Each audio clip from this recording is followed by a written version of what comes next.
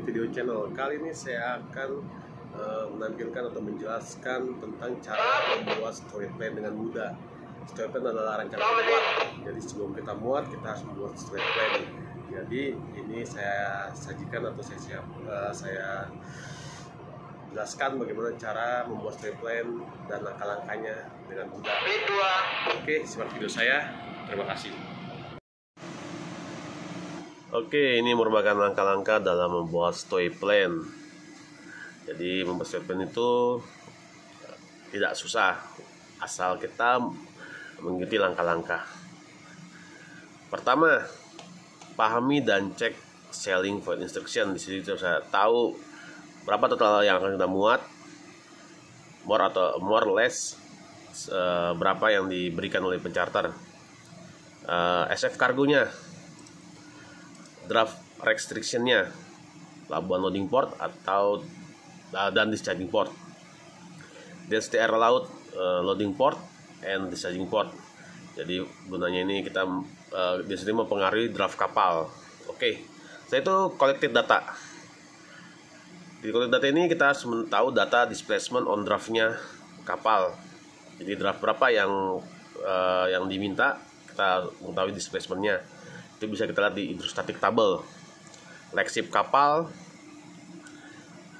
itu bisa kita lihat di si partikular. DWT kapal. Jadi DWT ini dapat dari displacement dikurang lexips. Setelah itu kita mencari konstan. Konstan ini bisa kita lihat di story kapal berapa biasanya konstan kapal ini. Terus full oil bisa, dan SMGO ini bisa diinfokan ke chief engineer. Full oil, SMGO, ROB, di mana story plan ini kita akan buat di mana, apakah di charging port atau di loading port. Oke. Fresh water yang saya bilang sama dengan FO dan MGO, di charging port atau loading port. Unpermeable ballast itu ballast yang tidak dapat dibuang lagi, jadi sisa ballast. Density correction ini didapat dari actual density dikurang sea density dibagi sea density sea water density, lalu dikali oleh displacement on draft. Sogging hogging, apakah kapal memiliki sogging hogging, bisa kita masuki juga. Oke, saat dapat data ini kita akan mendapatkan maksimum loadable quantity. Jadi berapa maksimumnya dan berapa quantity yang akan kita muat. Ini udah jauh dari maksimum loadable quantity. Oke, maksimum loading quantity. Oke. Di loading quantity berapa yang kita muat. Setelah mendapatkan loading quantity, kita menempatkan ini berapa muat ini di loading komputer. Jadi fungsi loading komputer ini untuk penempatan muatan setiap palkanya. Setiap palkanya bisa kita muat berapa sesuai dengan jumlah total loading quantity yang kita inginkan. Di situ juga kita bisa dapat volume presentasi. Jadi muat tiap palka itu berapa presentasi volume yang bisa kita lihat di situ. Kita bisa mendapatkan draft kapal dan stabilitas kapal seperti GM, dan kita bisa mengetahui SF, bending moment, dan air draft, dan lain-lain. Setelah kita dapat data tersebut semua, kita baru isi semua data di story plan formnya. Oke, ini contoh email seperti ini. Oke ya, di sini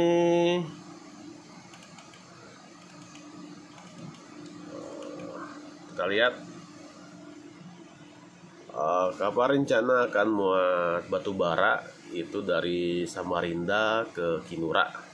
Di sini dilihat kita muat batu bara 67.000 metric ton plus minus 10%. Oke. Di loading port ini tidak ada restriction. Jadi draftnya tidak restriction. Tapi di charging port ini ada restriction, yaitu 11.8, dan density error-nya 102. Baru ya disinilah kita bisa ambil kesimpulan bahwa straight line yang kita cari yaitu straight line saat kapal dalam kondisi discharging port atau rival Kinura. Oke. Setelah kita dapat informasi dari email ini, baru kita ke straight line form. Oke, sorry.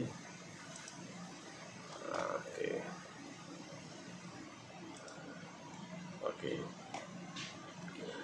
Di sini vessel sama draft 14.8 nih, maksudnya ini pemberitahuan bahwa kapal di Samudra ini maksimumnya 14.2, jadi hanya pemberitahuan saja. Karena kita punya 11.8, jadi ini hanya informasi. Di kuantitinya 67.000 plus minus 10.000, 10%. Jadi ini batas kita muat. Oke, displacement on draft dapat 83.045. 83.045 ini kita dapat dari hydrostatic table. Flagship kapal 14892. Jadi dari sini kita dapat DWT, di mana displacement on draft 98 dikurang flagship dapat 68153. Oke, ini data yang kita kumpulkan. Oke, konstan kapal ini historinya 350. Terus ROB full oil ini 629,8. Ini ROB di Kinura di charging port karena 11.8. Oke, LSMGO 85.56, fresh water 150, antemil balas 150.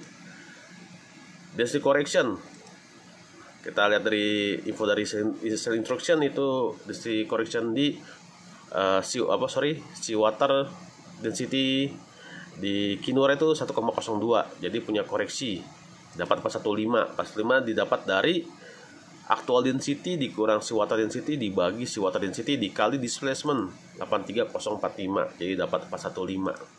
Hogging kapal ini 0. Oke, didapat maksimum loading quantity itu 66372.56. Jadi yang saya muat tuh 66370, jadi saya bulatkan saja. Jadi 66370 biar mudah dalam penempatan muatan. SF kapal ini SF batubara ini didapat 42,0 cubic feet metric ton. Di sini bisa kita konversi menjadi metrik kubik per metric ton. Di sini 4200 menjadi 1.189. Oke, ini caranya konversi.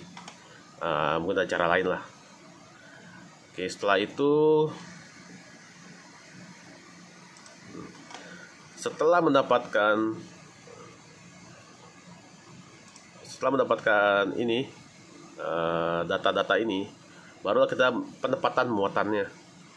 Bisa kita cari penempatan muatannya, kita ke loading komputer. Oke. Di sini jangan lupa ini loading komputer, kita masukin full oil sesuai rival distilling port, diesel oil, fresh water, seawater balas konstan sesuai 350. Oke. Nah, muatan ini bisa kita tempatkan sesuai keinginan kita dengan memperhatikan stabilitas kapal dan draft kapal. Oke, ini saya udah tempatkan OTN 66370. Di sini SF-nya saya hasil konversi dari SF42 1.189. Oke. Di sini kita dapat presentasi volume kargo 93, 74%, 80, 74 tiap palka. Oke, di sini juga saya dapat draft belakang 11.8, draft tengah 11.798, draft depan 11.795. Ini saya bikin sama 11.8 semua karena restriksi draft kita 11.8, jadi aman lah.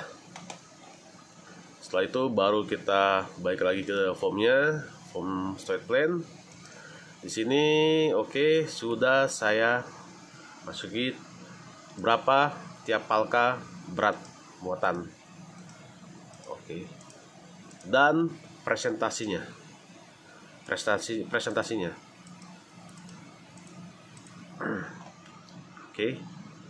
Nah, baru kita masuki di form ini, tiap palkanya berapa, terus dia di loading portnya, setting port hanya pindahin saja.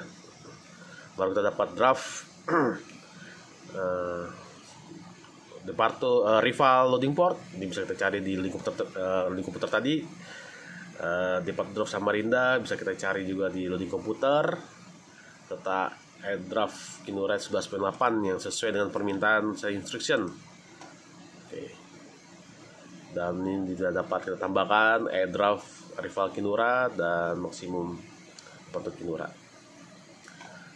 Dan setelah itu kita baru ditangan oleh chief officer dan tenang oleh kapten. Nah, demikianlah cara membuat stoid plan. Tidak terlalu susah kalau kita mengikuti langkah-langkah tersebut. Oke.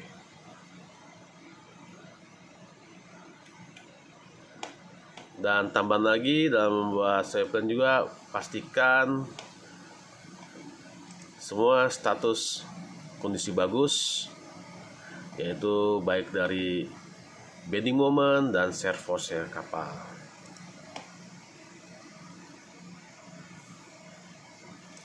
Oke, demikian dari saya informasi tentang langkah-langkah membuat stoid plan. Jadi tidak susah, hanya kita harus tahu tahap-tahapnya. Selamat mencoba, semoga bermanfaat untuk kita semua. Terima kasih, sampai ketemu lagi di video saya berikutnya. Salam sejahtera.